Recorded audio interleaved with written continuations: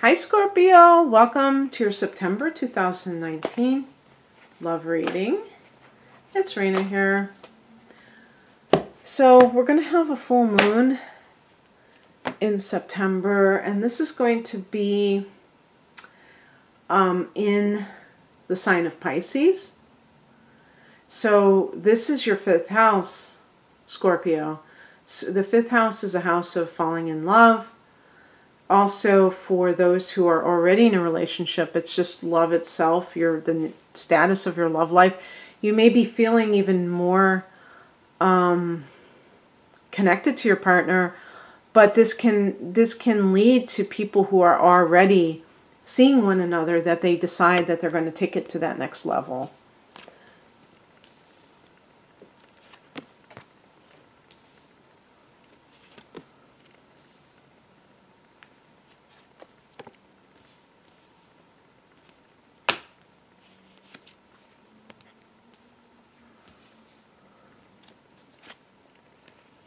Okay, interesting.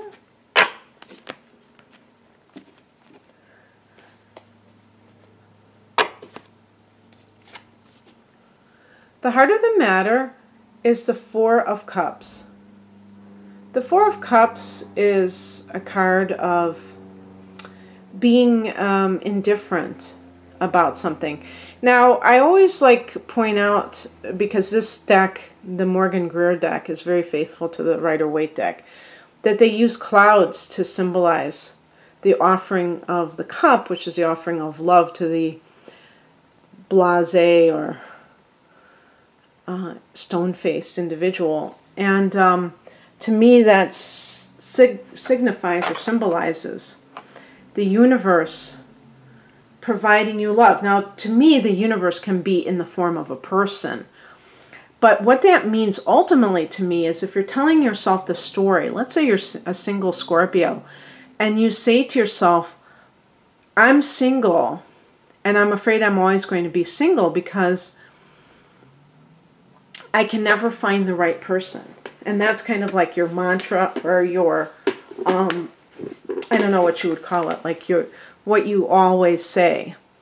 It could be that you are indifferent to the times when you are given some kind of offer of love in the form of like somebody who likes you and you don't like them. And so you might not even think that counts because it's somebody that you're not attracted to, for instance. But the truth is, it's possible to be attracted to the wrong people. You know, there are people who have a history of being attracted to certain types of people that are incapable of making a commitment. Even if they do go through with it, they don't live up to it. Or people who are abusive. And so it could be for some Scorpios that you need to have a major readjustment of your attitude towards people who come into your path or come into your life. You know, you may get somebody who is showing an interest, and you kind of head it off at the pass because you don't want to encourage them, and you go, no, that is not my type. I do not even want to give them the first hint that I'm interested. And then somebody who is very almost indifferent themselves, you might go gaga over because of your own lack of self-love, where you go after the ones who show you very little interest, or maybe you take it as a challenge. But ultimately, it could be because you don't find yourself attracted to people who treat you well. Is that messed up? Yes, it is messed up. But it's, you know, if you come from a pattern of abuse, it's going to be pretty commonplace, because it's very scary to be treated well if you've been abused. It totally destroys your story. of, I'm the poor victim, because you're being shown that you're not always, that life isn't always that way. And, I think I relate to that, not in the case of being attracted to people who are not good to me. That's not for me, but just overall, I think that it can be scary to have good things happen to us sometimes. It seems like hard to conceive of that, but you have to really go through a process.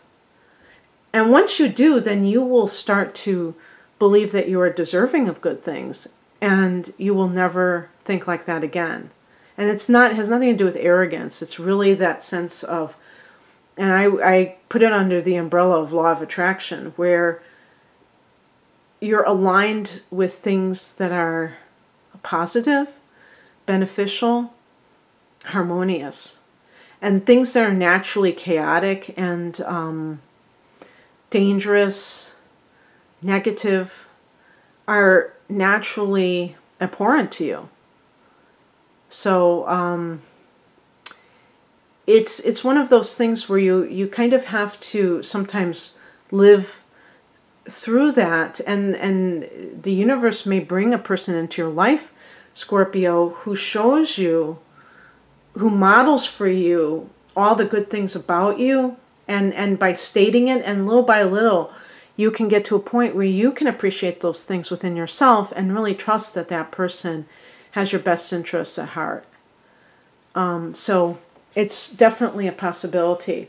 In the past position, we have the Four of Pentacles. This may have already happened for some of you, where you have met somebody that has stabilized you. The Four of Pentacles is a card of, in general, it's supposed to be financial stability, financial security, good money management. But if we're extending it to a love reading, I look at the number 4 as a stabilizing influence. Oh, isn't it funny? We have the Four of Cups too, so we have the number 4 twice. And I want to say too, oh yeah, and then here, 3 4s. Yeah, I think if we have 3 4s here, there's a possibility that we're talking about a good chance for marriage, a good chance for a committed partnership. But the thing about the Four of Cups, one thing that I wanted to state about the Four of Cups is that I actually read an interpretation in one of my books that was not negative, that was talking about a stabilizing type of emotional relationship. So, we can go that route. However, the way that they illustrate this card in the Rider-Waite in this deck is showing somebody who is not really a happy camper. So I tend to interpret it as someone who is in a state of inertia, lack of enthusiasm, could be even depression, and maybe even a one-sided love, where they and not like I was describing earlier, where that they can't appreciate the person because they don't love themselves, but they simply know that they're with the wrong person. That could totally be true for you. You might have recently realized, Scorpio, that the person that you are married to, that you're committed to, is not somebody that you love. You might have married for the wrong reasons, gotten with this person for the wrong reasons. Maybe you have a child with this person, and that's you really didn't know them that well, or you didn't. It wasn't like you were madly in love with them when you conceived a child. You just kind of were careless. Can we say that? Maybe you were careless about when you got intimate with them, and didn't realize fully, what could happen. You weren't thinking in that moment, and now you feel stuck because you have a child with this person and you're living with them and you don't love them. The Four of Pentacles can be somebody who comes into your life who has a stabilizing effect, who has this calming effect. They could be an actual earth sign. And earth, I think, is really good for a Scorpio person, an earth sign. Okay, your opposite sign is Taurus. And that might be a little bit of I'll just say a passionate relationship, because you might have a few clashes being opposing signs. The other earth signs are Virgo and Capricorn, but water and earth are compatible elements. There are going to be things that you're both on the same page. And I think that water signs do really well with earth because the earth balances them out. You know, you're a very intense sign, I know. I can't get through one reading without uttering that cliche. But it's true. And I can't, you know, if you can tell me a synonym for intense that I can use instead of intense, write it down below, because I will use it. And you do come to the world from emotion. So that can be quite, that can be hard. Like if you're with a fire sign, yeah, that can be hard, because they're going to have emotions too, a little bit different, generating a little bit different than you, but still, you know, it could be like a little bit too turbulent. And then air signs can be too detached. Earth, you know, earth is detached too, but air signs might not be as family oriented sometimes. These are generalities, but I think that you do best with an earth sign in a lot of cases. And water energy, of course, you're going to have a lot of compatible things with it. But in any case, you might see the contrast that you feel between a person that you have met and what you are, the person you're with now. Oh, another thing that this could mean, though, with the Four of Pentacles is that that's why you got with this person, because you were looking for financial security. And now you realize that that's not all there is in life, that that's going to leave you high and dry. The higher message is the Seven of Wands. Now, you might have to fight yourself out of, I was going to say, a hole. I'm not saying that you're really depressed or anything like that, but you might have to fight for yourself. I'm not necessarily saying with that other person. This is a spiritual message.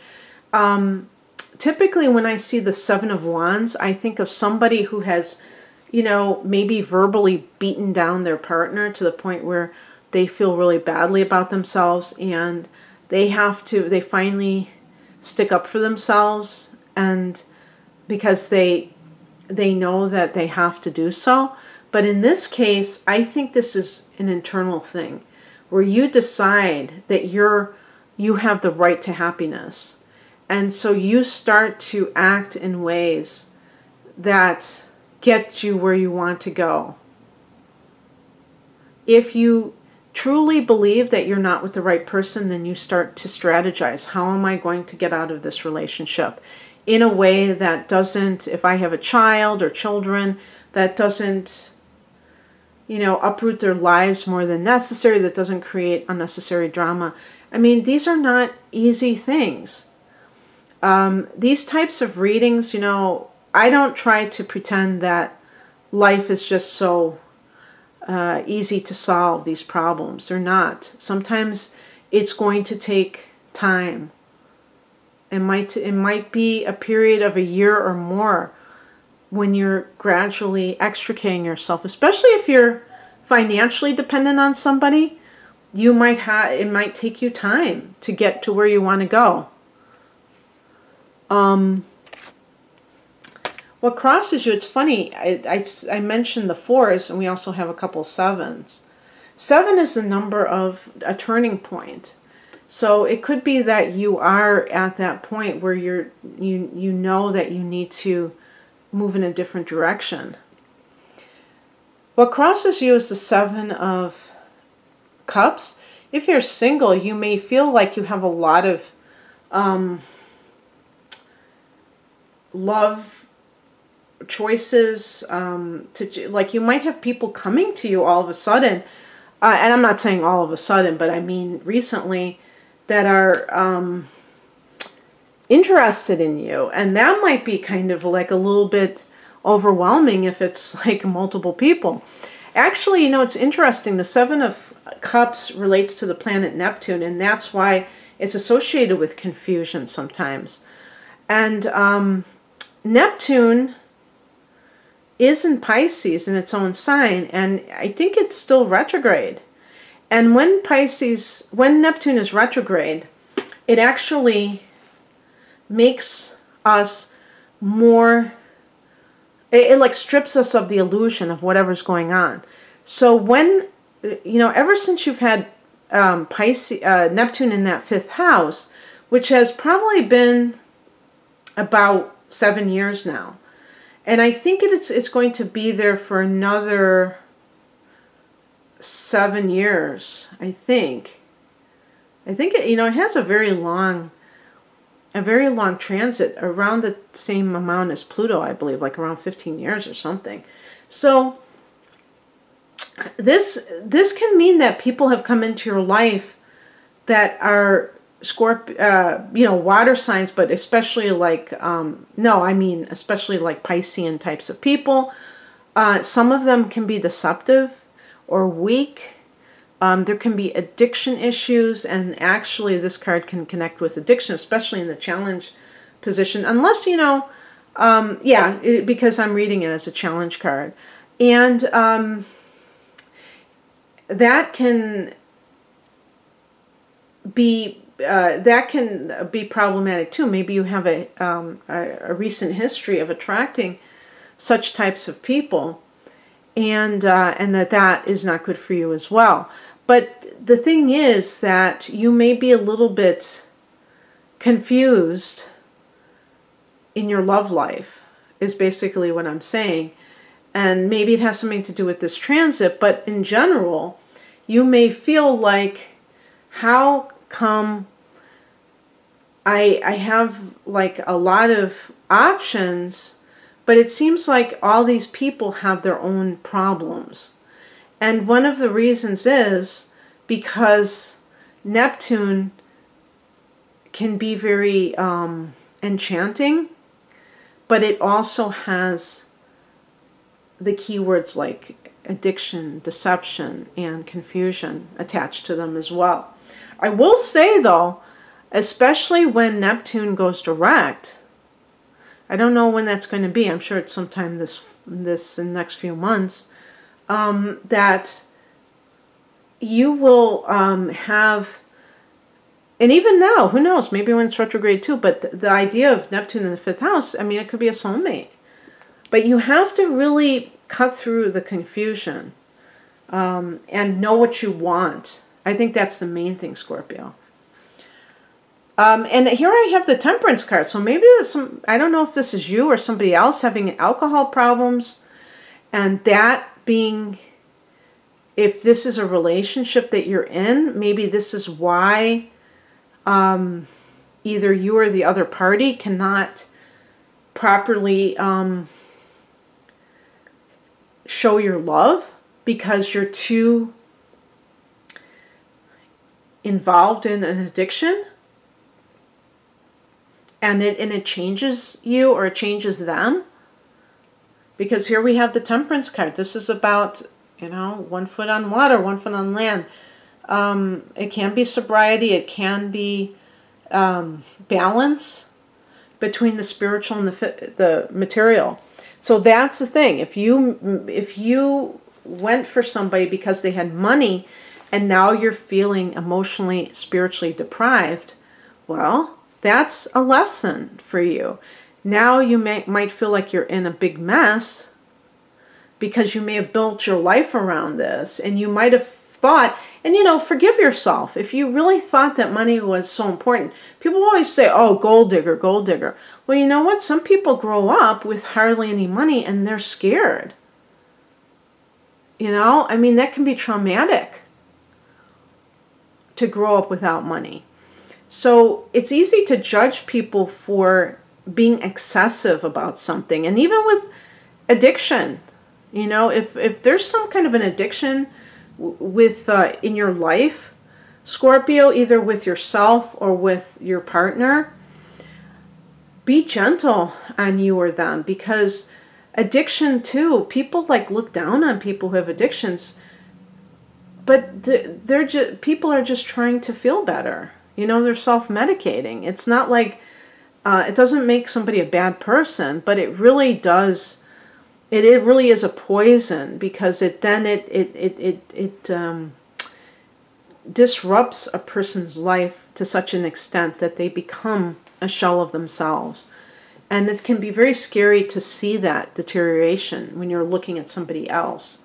So believe me, I'm not saying that anybody should continue with a serious addiction, but to just, you know, have a bit of compassion is always a good thing. But remember that you are a spiritual being. Don't just look at life from a material perspective. Most Scorpios do not, you know, I don't think of Scorpios as a materialistic sign, but Scorpios like power. And I think too that Scorpios, I was just thinking about this earlier, about how Scorpios respect people who have power, authority. I don't know if it's the Mars thing. I think it might be more of the Pluto rulership. But those kinds of, to me, I think that's superficial, because a person can be a mover and a shaker, and they can, you know, be really part of the you know, they could be like part of the beautiful people, but they might be really ugly, you know, in their character. So they can leave you in the cold emotionally. You know, so if you value wealth as a sign of power, understand that it's a limited kind of a power. Love is unlimited. And the outcome is the 4. Here's that another 4 of Wands. This is the card of a happy home, marriage. So maybe somebody's getting sober and your life is going to change. It is amazing that sobriety can take a bad relationship and make it a lot better. So for sure, if you want to save your marriage, and if the other person is using, do whatever you can. You cannot change them, but change yourself. Go to Al-Anon or some other support group. You know, do whatever it takes without enabling that person to try to preserve the relationship. But understand that sometimes it might not happen. And if you need to change your behaviors, do that if you want to keep the relationship intact. If you're somebody who is looking for, if you're single, you're looking for love, don't be one-sided. So in other words, the 4 of Pentacles, don't be too much into the money, and I'm talking about money symbolizing security.